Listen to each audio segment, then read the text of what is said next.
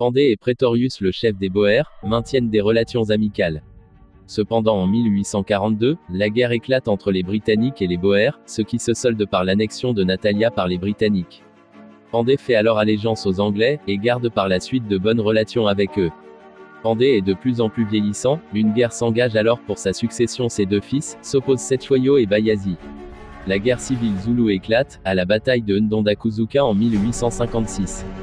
Les deux frères s'affrontent. Cetshwayo, soutenu par ses partisans les Yuzutu, remporte une victoire décisive sur son frère Bayazit et ses fidèles, les Isikosa, ou Isikosa, et s'empare de facto du royaume zoulou, Pandey ne conservant plus de pouvoir réel sur le royaume que le titre de roi, et cela jusqu'à son décès qui survient pour cause naturelle en 1872. Bayazit est tué lors des combats avec la majeure partie de sa faction. Cetshwayo est alors proclamé nouveau roi des Zoulous, validé par le ministre des Affaires indigènes britannique. Après que les Britanniques eurent pu implanter une fédération au Canada, ils se disent qu'une action militaire en Afrique pourrait réussir à unifier l'Afrique du Sud divisée par le royaume zoulou et les républiques Boer. En 1874, Sir Henry Bartle Frere est envoyé en Afrique du Sud, en tant que haut-commissaire de l'Empire britannique, Louis qui avait fait des prouesses dans la gestion de l'Inde, avec l'intention de déclarer une guerre avec le royaume zoulou, sans l'approbation du gouvernement britannique. Ils envoient un ultimatum impossible, à réaliser le 11 décembre 1878 à Cetshwayo, qui est impossible à réaliser, qui demande la dissolution de l'armée zoulou, et plein de choses contre la tradition zoulou. En moins d'un mois, sinon ils passeront à l'attaque. Les Zoulous se préparent à la guerre, 35 000 soldats qui sont les troupes chargées de la défense du royaume. Cetshwayo a dit à ses hommes de ne pas envahir la colonie du Cap, car il ne voulait pas la guerre. Il voulait la paix de base avec les Britanniques. En le camp britannique, tous les colons du Cap sont mobilisés, plus les autochtones, pour près de 15 000 soldats sont mobilisés. Lord Chelmsford, chef des armées du Cap, décide de diviser l'armée en 3 colonnes. Son but c'est d'obliger les Zoulous à se battre en les encerclant, car il pensait qu'ils allaient utiliser des tactiques de guérilla, comme ceux qu'il avait l'habitude en Inde, et d'envahir la capitale zoulou Ulundi. La première colonne s'est dirigée vers l'Isandlwana, mais l'armée britannique a trouvé l'endroit complètement vide. Donc ils sont encore divisés l'armée en deux. Une partie protège le camp, soit 1700 hommes, et l'autre partie continue vers la capitale.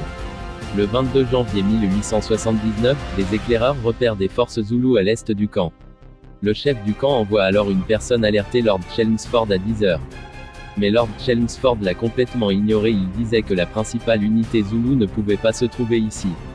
À 11 h, des soldats du camp découvrent une petite armée de Zoulous et décident de les suivre. Ils rencontrent alors 20 000 Zoulous assis sans rien dire. Les Zoulous, une fois été repérés, repris vie. Un des éclaireurs a été choisi pour alerter le camp. Il courut au camp et alla avertir le chef du camp. Il avertit alors Lord Chelmsford, mais Lord Chelmsford l'ignora encore une fois. Alors les Zoulous se trouvaient devant le camp, grâce à la tactique de la corne de buffle de Tchaka, chacun sut où il devait se placer. Les Britanniques n'avaient pas pris la peine de protéger leur camp, car pour eux c'était une perte de temps. Le combat était de 20 000 Zoulous contre 1700 Britanniques. Les deux côtés se sont très bien battus, les Zoulous ont chargé, de toute leur force. Les Britanniques, n'ayant plus de munitions, se sont mis à combattre à la baïonnette. Le combat se termine par une victoire zoulou, la pire défaite de l'Empire britannique en Afrique, et par une nation à technologie moins élevée. Les Britanniques ont perdu 1300 hommes et les Zoulous 1000 hommes, mais Battlefree, le gouverneur du Cap, a pu se sauver de cette défaite grâce à la victoire de Rokesdrift. À 15 h, des rescapés de la bataille d'Isandlwana viennent avertir de la défaite britannique d'Isandlwana à Rokesdrift. Rokesdrift est alors un hôpital militaire. Le chef des lieux, le lieutenant John Char, fait alors fortifier les lieux. Il fortifie les bâtiments grâce à des planches et divers matériaux, des sacs de sable, ainsi que de chariots. Il dispose alors de 170 hommes et de 20 000 cartouches. Les Zoulous attaquent à 16 h 30. Les troupes Zoulous ne sont pas celles de la bataille d'Isandlwana. Ce sont des troupes de réserve d'environ 3000 soldats menés par le demi-frère de Cetshwayo, Dabulamanzi, qui avait désobéi à son frère, qui l'avait demandé de chasser l'ennemi jusqu'à la frontière. Les Zoulous arrivent à rentrer dans l'hôpital et le brûler. Mais plusieurs de leurs assauts se soldent par une défaite. Les Zoulous sont repoussés pendant 10 heures de combat. Les pertes sont évaluées à 17 morts et 13 blessés contre 850 morts Zoulous.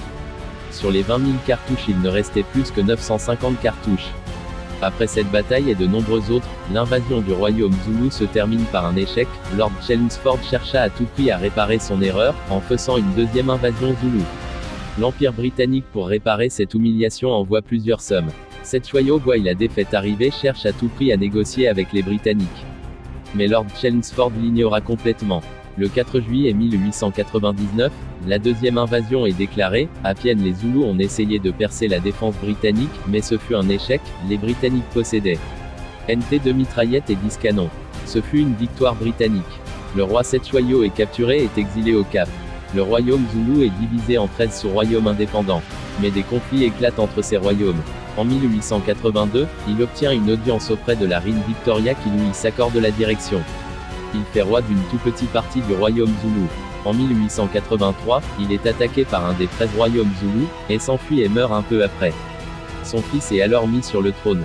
Dinu Zoulou, il s'allie aux Boers pour combattre la guerre civile et gagne cette guerre le 5 juin 1884. Mais doit donner une grande partie des terres aux Boers. En 1906, il est accusé de la révolte de Banbata, qui est une révolte d'une tribu Zoulou contre les Anglais. Il est alors arrêté, fait prisonnier à Saint-Hélène. Et le royaume Zoulou est alors incorporé à la colonie du Cap. Ce n'est quand le premier ministre sud-africain, Louis Botha, décide de le libérer car c'était son ancien allié des États Boers. Il meurt en 1913 dans une ferme dans le Transvaal.